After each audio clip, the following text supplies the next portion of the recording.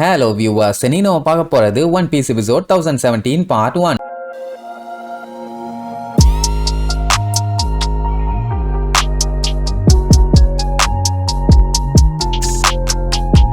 Open பண்ணா போன பாட்டுல கைடோவை எதிர்த்து 3 பேருமே சண்டைக்கு ரெடியா நின்னானுங்கல்ல. அதுவும் எப்படி நம்ம பைய கியர் 4 யூஸ்டஸ் கிட்ட அவன் அள்ளிட்டு வந்த எல்லா காய்லாங்கட ஜாமானத்தையும் யூஸ் பண்ணுவான். அதுவும் சாதாரணமா இல்ல, கொக்க முரட்டுத்தனமா ரெடி பண்ணுவான். அது தாறுமாறா ஒண்ணு சேர்ந்தா பரவாயில்ல, அவன் எல்லாத்தையுமே பக்காவா அவன் அடிக்கிறதுக்கு ஏத்த மாதிரி அலைன் பண்ணியிருப்பான். ஆளை பாத்தீங்கன்னா ஒரு ரோபோட் மாதிரியே மாறிட்டான். அவனை சுத்தி ஸ்டீலாலேயே ஏகப்பட்ட ப்ரொடெக்ஷன் எல்லாம் பாத்தீங்கன்னா பெரிய சைஸ்ல ஒரு ரூம் ரெடி பண்ணி அந்த கீழே இருக்க அந்த இடத்த பேத்து அதை ஷார்ப்பா மாத்தி அதோட சேர்த்து அட்டாக் பண்ண வருவான். இப்படி ஆளுக்கு அவனுக்கு ஸ்டைல்ல விரித்தனமா அட்டாக் பண்ண வருவானுங்க. கைடோ கொஞ்சமாச்சு ஜர்க்காவான்னு பார்த்தா அதெல்லாம் இல்ல, இழிச்சுக்கிட்டே வெயிட் பண்ணுவான் அவங்களுக்காண்டி. இவனுங்க வர்ற வேகத்தை பார்க்கணுமே, சரியான வெறியில வருவானுங்க. ஒரே அட்டியில நீங்க அவனை சாக அடிச்சிடணும்னு. அவனு வாங்கடா வாங்க, இப்பதான் நீங்க மான்ஸ்டராவே மாறி இருக்கீங்க. ஆனா நான் பிறந்ததுல இருந்தே மான்ஸ்டர்ரா, உங்களால முடிஞ்ச அளவுக்கு பவரை கொண்டு வாங்க, பார்க்கலாம் யாருக்கு கிங் ஆஃப் த பைரட் ஆகிற தகுதி இருக்குதுன்னு அவனோட பவரை வெளியில எடுப்பான். அந்த டைம் லூஃபி தான் 4th கியர்ல இருக்கிறதுனால மத்த 2 பேர்த்த விட இவன் தான் மின்னல் வேகத்துல பிச்சுக்கிட்டு போவான். போன வேகத்துக்கு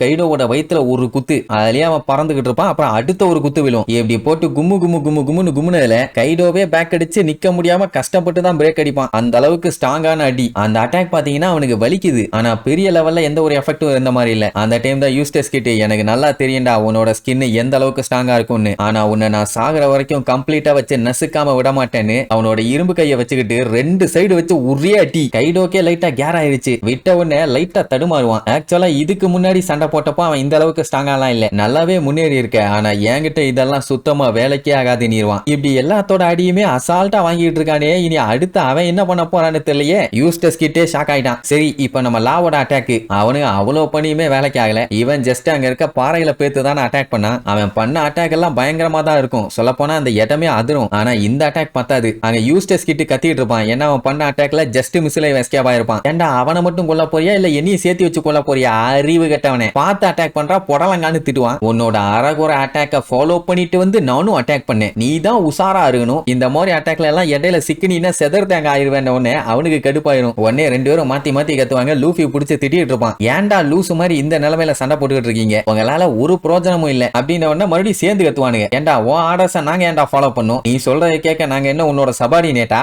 நீங்க இல்லன்னாலும் பரவாயில்ல என்னால அவனை சமாளிக்க முடியும்னு அங்க யூஸ்டஸ் கிட்ட கத்திட்டு இருப்பான். அதுக்கப்புறம் டிஸ்கஷன் என்னன்னா யாரோட அட்டாக் அவனை அதிகமா பாதிச்சதுன்னு. பட் லூஃபி இந்த டைம் அந்த சண்டைக்குள்ள போகாம அந்த கைடோ எங்க போனான்னு அப்படியே சுத்தி முத்தி தேடிட்டே இருப்பான். ஏன்னா எல்லா இடமும் புகை மண்டலமா இருக்குது. இவனுக்கு மாத்தி சண்டை போடலன்னா நீ தூக்கமே வராது போல. ஜோரோ லூஃபி கிட்ட எனி டைம் அலாட்டாரு, எப்ப வேணாலும் எப்படி வேணாலும் வந்து அட்டாக் பண்ணுவான்னு. சரி ஓகேன்னு அவனும் அலாட்டா தான் இருக்கான். ஆக்சுவலா இவங்க எல்லாத்துக்கும் நல்லாவே தெரியும் இந்த அட்டாக் எல்லாம் அவனை காலி பண்ண பத்தாதுன்னு. அதனால மறுபடியும் அவன் எந்திரிச்சு ஒரு வான்னு வெயிட்டிங்ல இருக்காங்க. அப்படியே போய் கும்முன்னு போட்டு புகையா வச்சு செய்ய வேண்டியதானே. எதுக்கு இப்படி டைம் கொடுத்து அட்டாக் பண்ணானுன்னு தெரியல. அப்படியே புகையெல்லாம் கலையுது. அவன் என்னடான்னா நீங்க அடிச்ச அடி எனக்கு வலிக்குது, சொல்ல போனா கொல்ற மாதிரி இருக்குது, இது வரைக்கும் நான் இந்த மாதிரி ஒரு அட்டாக்க அந்த சண்டைக்கு அப்புறம் ஃபீல் பண்ணதே இல்ல அப்படின்ட்டு அவனோட பழைய கேங்க காட்டுவாங்க. அதாவது பிக் மாமு, கைடோ, ஒயிட் பியர்ட் பைரட், அப்புறம் ராக்கு. இவங்க கூட முன்னாடி சண்டை போடும்போது வலி தெரியும். அதுக்கப்புறம் இவனை கதற விட்டது ரோஜரும் ஓடனும் மட்டும்தான். அதுக்கப்புறம் இப்பதான் அதை என்னால ஃபீல் பண்ண முடியுதுன்னு சொல்லிட்டு இருக்கும் போது அங்க பிக் மாம் பாத்தீங்கன்னா அவ ஒரு சைடு அட்டாக் பண்ண ரெடியா இருக்கா. கைடோ மட்டும் அட்டாக் பண்ணுன்னு ஒத்த வார்த்தை சொன்னான்னா போதும் எல்லாத்தையும் பயங்கரமா அட்டாக் பண்ணுவா போல, அப்படி ஒரு வெறி. ஆக்சுவலா கைடோ இவங்க கிட்ட இன்னும் எதிர்பார்த்தான். ஏன்னா கிங் ஆஃப் த பைரட்டா ஆக போறோம்னு சொல்லி எல்லாம் பில்டப் பண்ணிட்டு வந்திருக்கானுங்க. அப்படி இருக்கும்போது அவங்க கிட்ட